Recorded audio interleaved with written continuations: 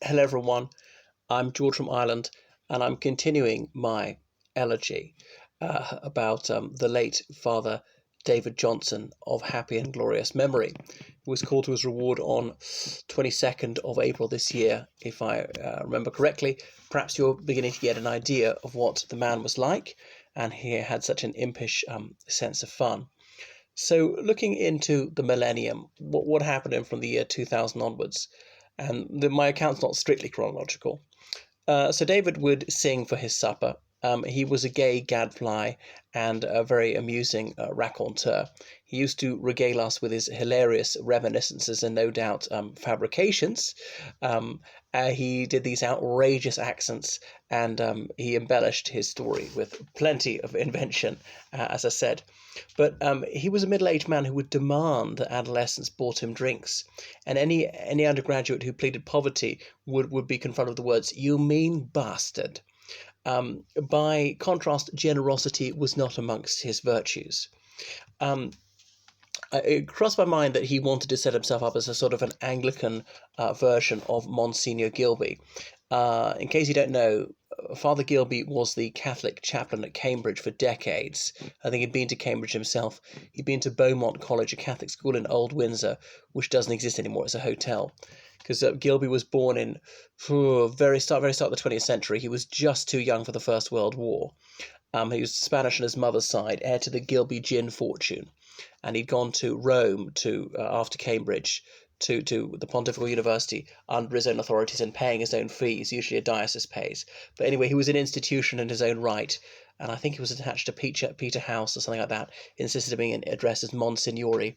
Notoriously held a full requiem mass when Franco died, and retired to the Travellers Club, and died just after Blair became Prime Minister. So he was a guru for young fogies at Cambridge, including when David was up, might have been shortly before Monsignor Gilby retired.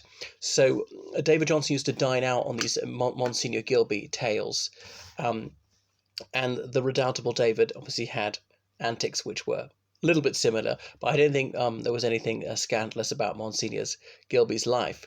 But I heard David's repertoire many times over. It got a bit jaded after a while. And as I say, I don't think Father Gilby was ever inebriated. But by the time I knew him, certainly in terms of homosexuality, David was a non-playing captain. Rumour had it that in the 90s, he got into bed with an undergraduate whom I shan't name, and David later accused this young man who was studying at Exeter of having lumpy sperm.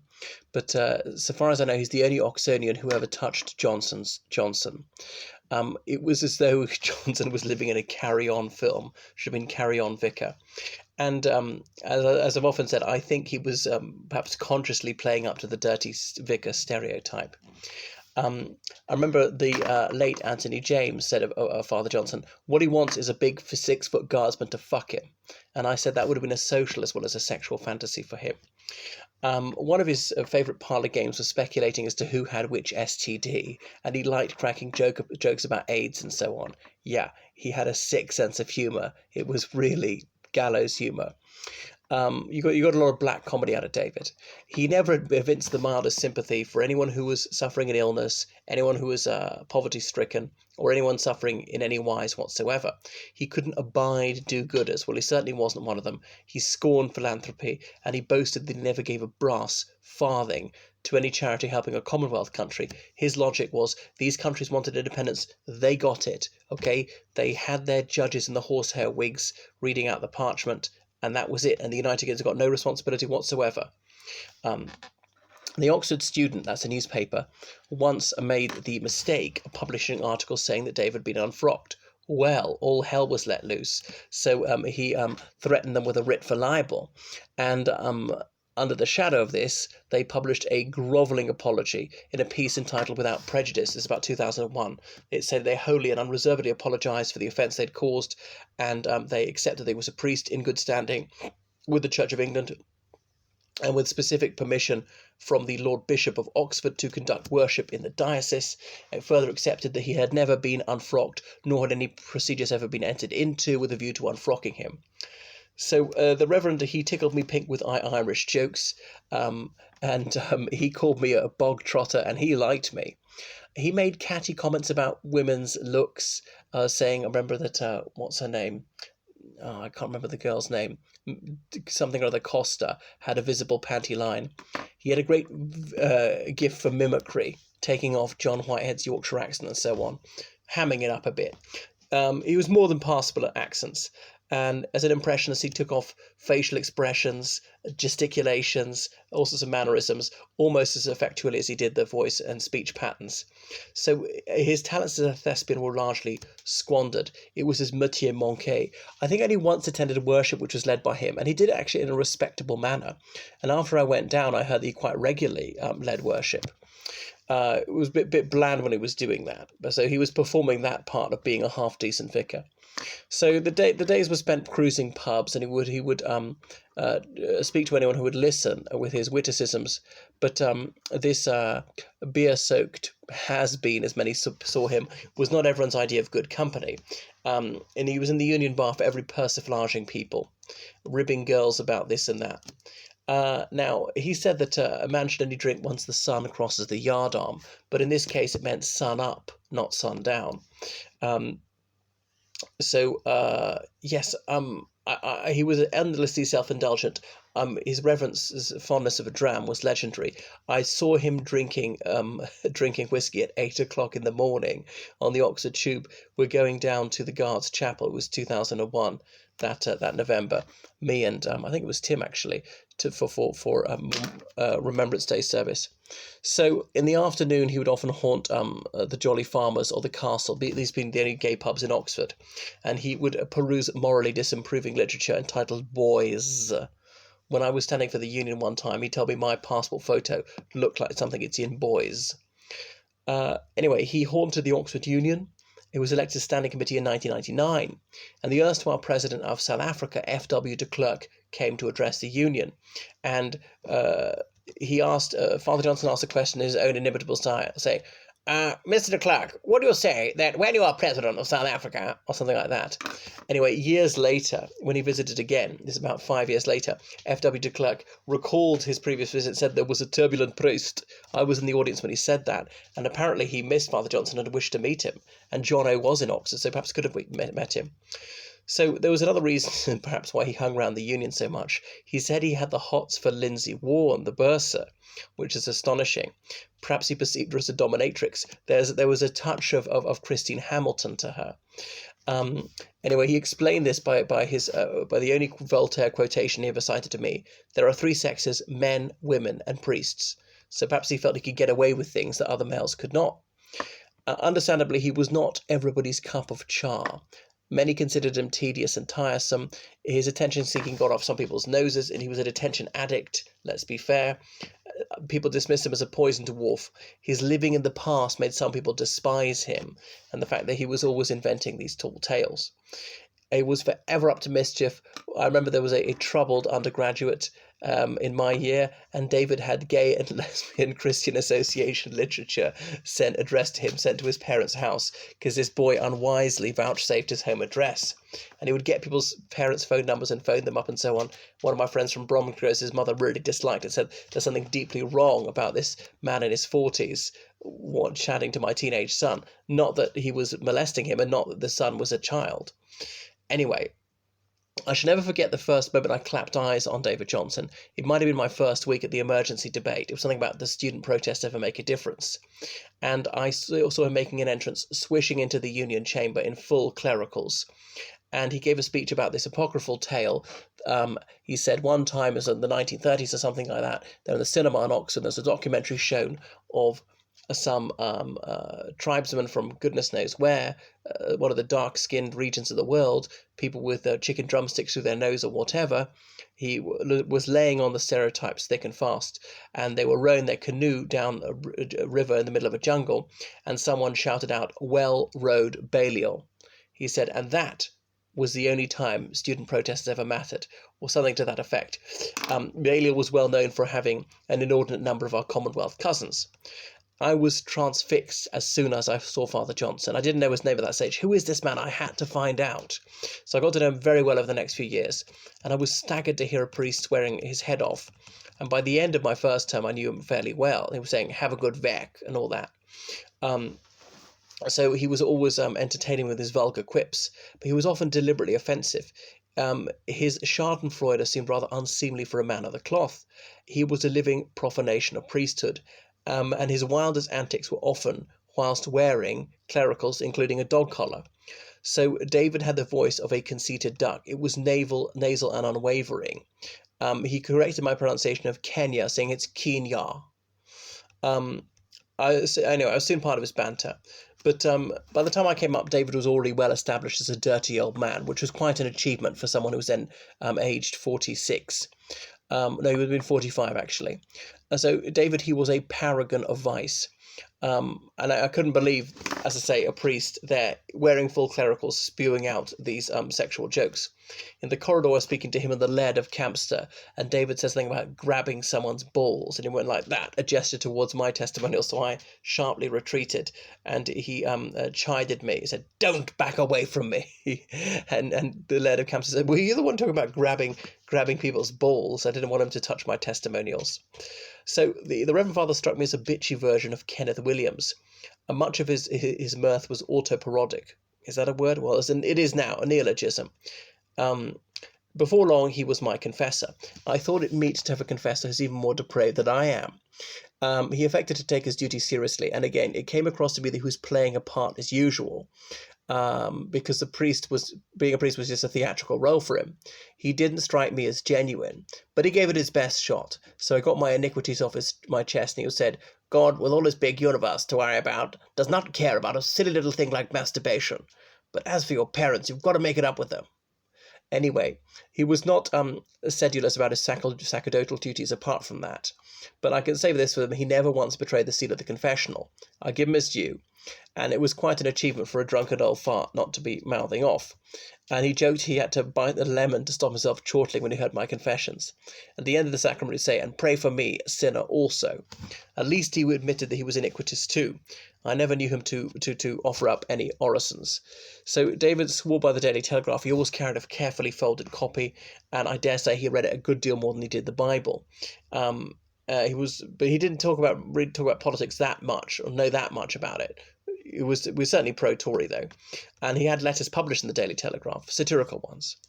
Despite consuming copious amounts of porter, he was not portly, because he ate sparsely and walked everywhere. I only ever once remember seeing him eat lunch, I'm not sure about dinner either. And he was more than partial to another one of Ireland's inventions, whiskey. And it's odd that someone with such a taste for the Liffey water never ventured to Ireland. And David then told me he had aspirations to be elected to Parliament. He said either as a Tory or monster raving loony. Is there a difference? He was quintessentially British, and I never heard of him going abroad apart from once to France. He was a monoglot and to some extent a xenophobe. From 1995, he seldom left the Thames Valley. He was an unabashed Islamophobe, and he said when he saw women wearing the veil, he desired to tear it off. Anyway, his finances stretched to hiring the Lady Ethel, not the daughter of an earl, as he said on the little hand-printed invitation, a boat, for a cruise party in 1999. I don't recall what the occasion was. Maybe it was his birthday, 5th of December. He didn't pay for the drinks, but that was fine.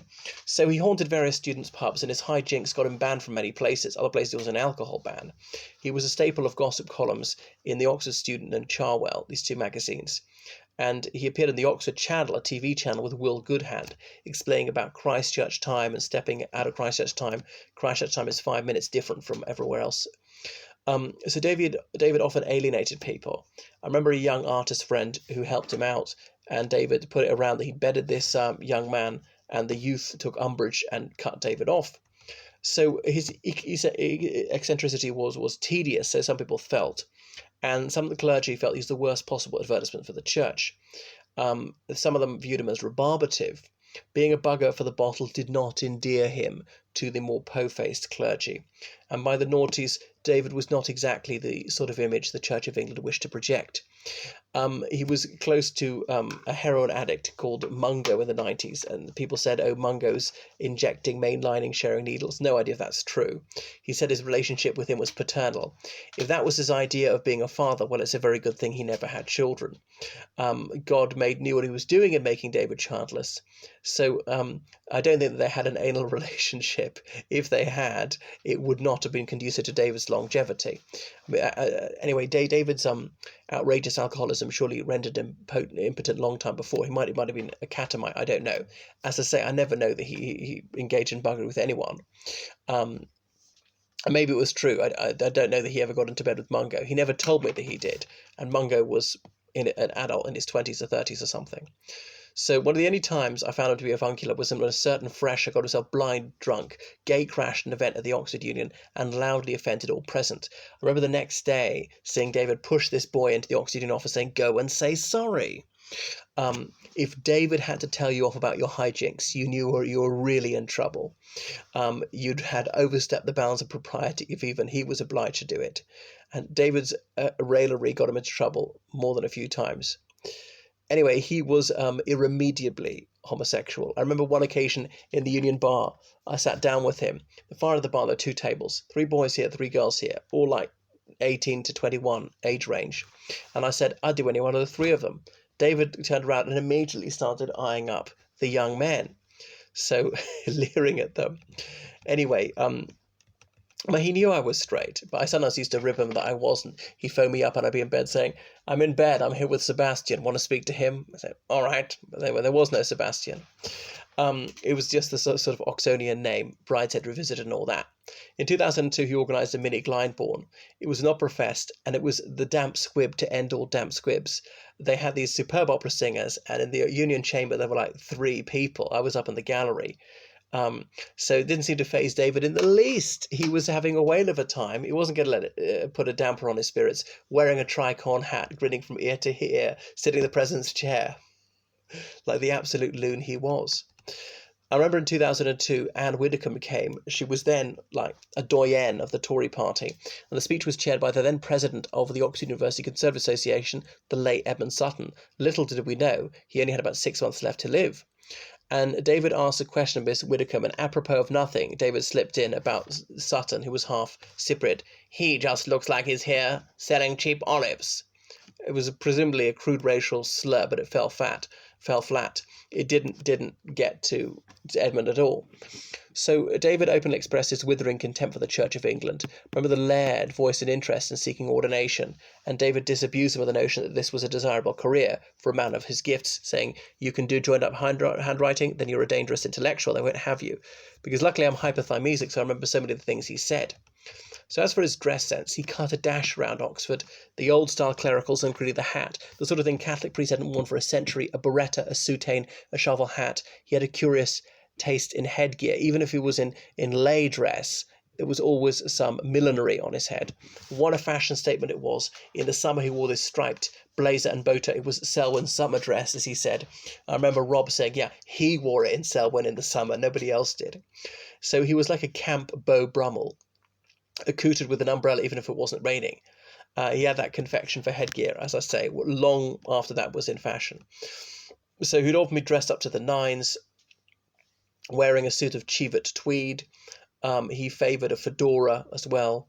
His style was always eye-catching, almost never dressed down. He wore clericals even rampageously drunk.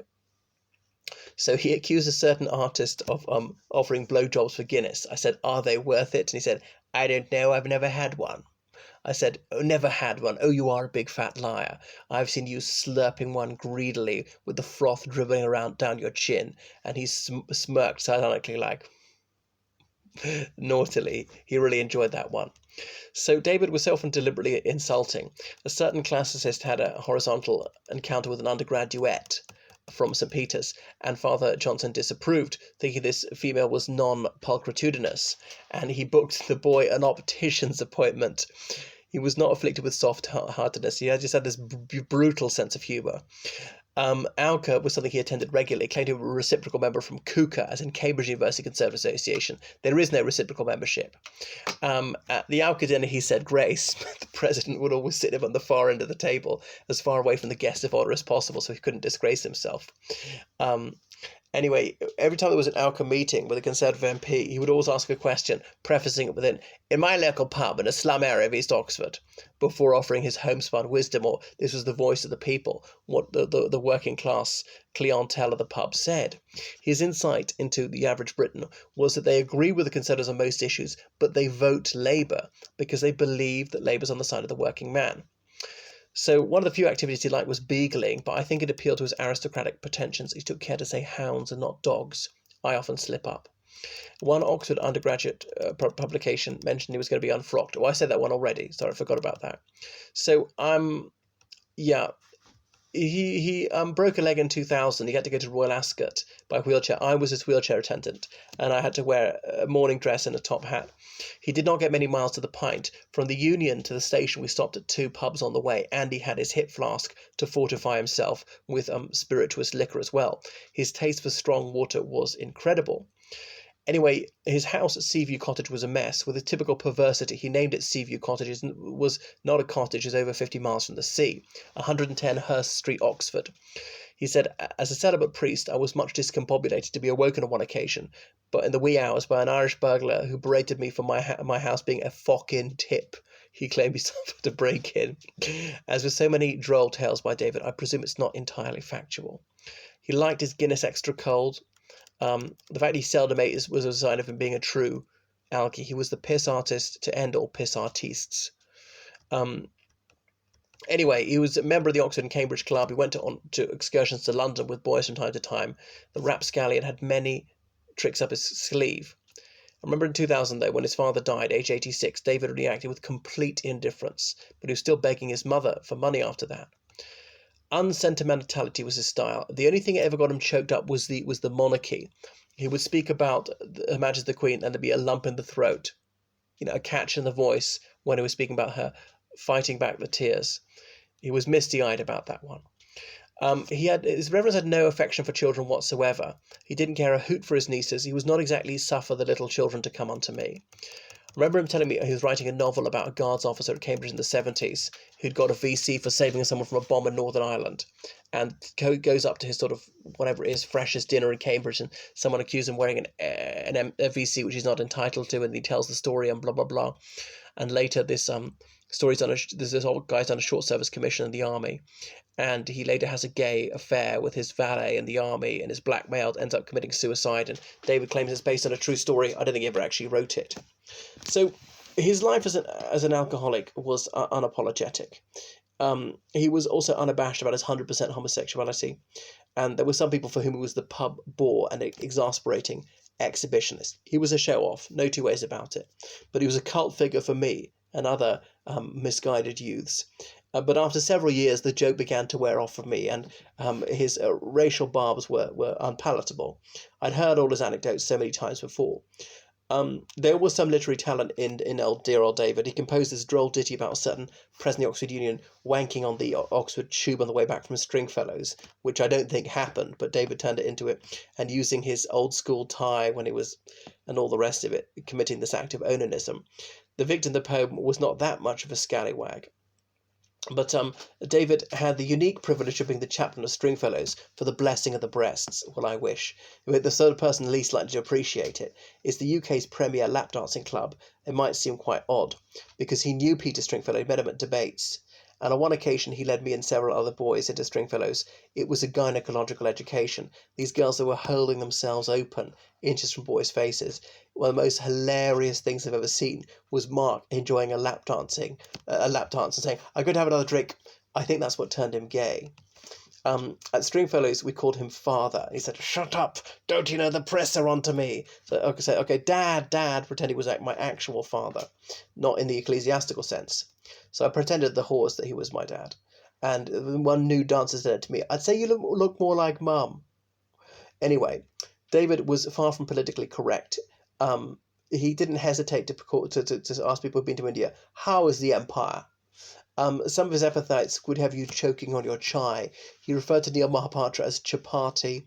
On another occasion, he told this undergraduate of South Asian descent, "Fuck off home back to Pakiland, you filthy brown wog." So he could be vile. Passing the erstwhile India office, he said to me and one other, "From there, 100 civil servants ruled 400 darkies when the wogs knew their place." I mean, wow. Some of it was the desire to shock. We were just staggered by that. I don't think he actually believed that. It was just he was just saying it for effect. On another occasion, he met this British Indian who graduated, made $1 million in banking in a few years, and David greeted him with the words, "I hear the corner shop is doing rather well." Anyway, when I was in Singapore, I found a postcard of a British tank crashing a Japanese soldier with a Churchill quotation, "Great Britain shall continue the war against Japan until the very end. Please, David, no end." He was a bit Japanophobic, and he referred to them as nips in a decidedly unchristian tone. So he once asked to come to my college chapel for a Sunday evening, so he came with me. He appeared at my door in a cloud of pipe smoke, in academic gowns complete with mortarboard. We went to chapel. The donations came along, offering to put in, and he got out a banknote. And then he put it in the offering plate, and I caught the guilty grin on his face. I thought, what the hell is wrong with that? Him go, and so I snatched it out and I unfolded it. It didn't have the Queen's face and it had a topless girl. It was a gratuity banknote from Stringfellows. Only he would think of doing that. And I'm just glad I've immortalised some of his gags. So he was exceptionally unfortunate. It was fortunate, rather. When he'd been undergraduate, there were no fees, there were grants for all. He was allowed into one of the most respected professions despite his disgraceful misconduct. He benefited exceptionally from the liberality of the church. He pounced off his friends, but he was a total ingrate. He never once voiced appreciation for his elderly widowed mother bailing him out financially. Even when he was in his 40s, David never visited her. So he was completely unappreciative of everything others did for him. And the vicar was friends with another clergyman of his own vintage, a morbidly obese chap who strove to be respectable, fight the good fight against his own urges, but he was handsy. And David would crack crude jokes, and his chum would giggle girlishly, chide David for his naughtiness. "Oh, David, you shouldn't." Anyway, he declined in time, and sometimes I would see him at the Union Bar first thing in the morning, with vomit encrusted. He would reek of perspiration. He'd be shaking uncontrollably, agitated. His fingernails would be clogged with filth. He was clearly irritable, speaking 19 to the dozen, and I realised it was delirium tremens. He'd got withdrawal symptoms. There was a dangerously high level of blood in his alcohol stream. He was the alcoholic's alcoholic, and you can't be that Epicurean for so long without it catching up with you. So I decided to exact vengeance on David, posing as a police sergeant, telling him to come down to the station to be interviewed on suspicion of inciting racial hatred, and I quoted some of his racist outbursts to him, and he said, "I never use language of that kind." But he agreed to come to the station before I told him it was a piss take. And another time I phoned him up, a Nigerian bishop saying, "Hello, David, my name is Mathusela Akintunde.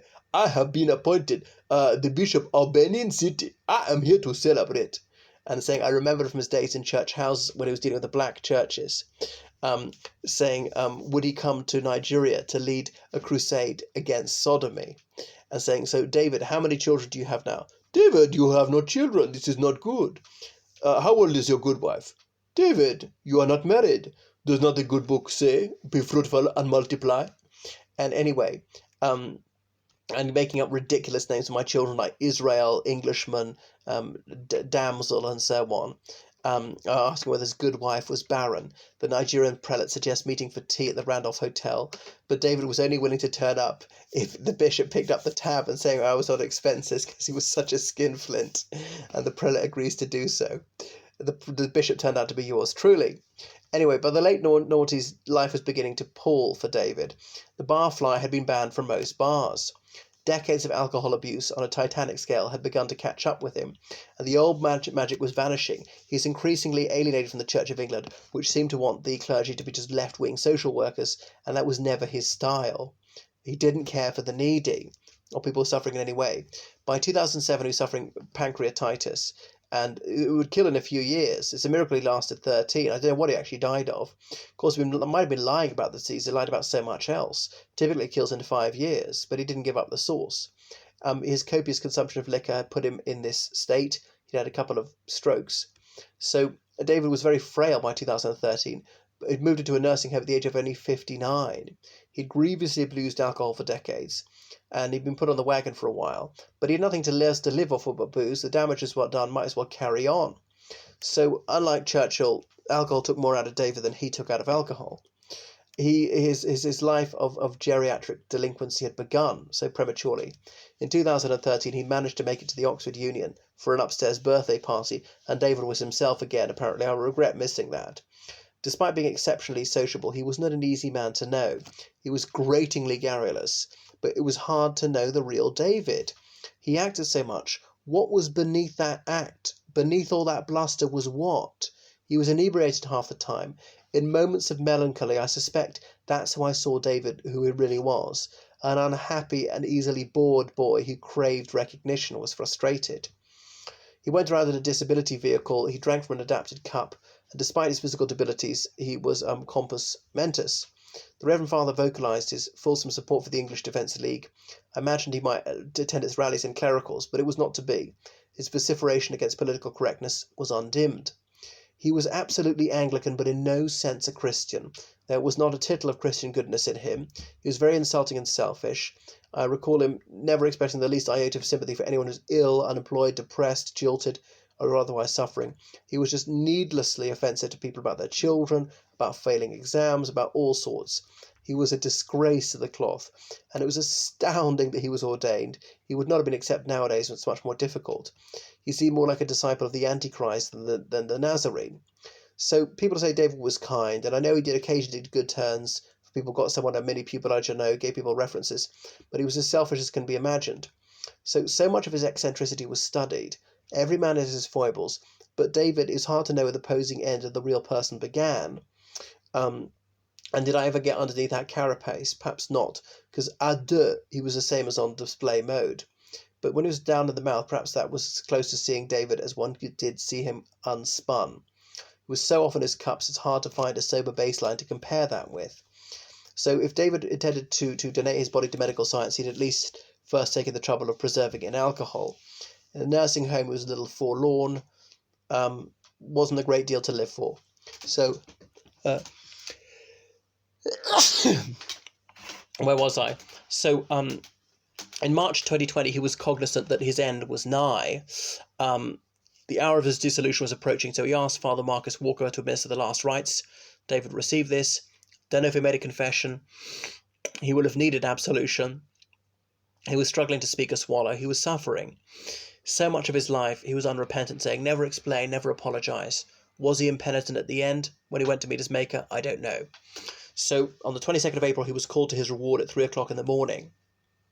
Perhaps it was a matter of irritation to him that he didn't die 2 days earlier on Hitler's birthday, because he liked to be controversial. David, he was by turns bitchy, mean-spirited, sharp-tongued, entertaining, quick-witted, irascible, infuriating, egotistical, perverted, disreputable, but never, ever, ever dull. David lived his life to the full, from his louche lifestyle to his jaw-dropping candour. He was unapologetically his own man. He wasn't hidebound by conventions he didn't agree with. He just went straight ahead and did what he wanted to do. And in that sense, he's a model to us all. He wasn't afraid of what people thought. And so how will we remember him? A model of insobriety, self-indulgence, and ghoulish schadenfreude. To some, he was a hobgoblin of spite, hypocrisy, and bigotry. I shall remember him cruising the pubs of Oxford, carousing and camping it up. Others will remember his moments of decency and concern for the welfare of others. I didn't see very many. In my experience, these were few and far between. He was the lord of misrule and the queen of vice. David was a seriously silly man. They don't make him like that anymore.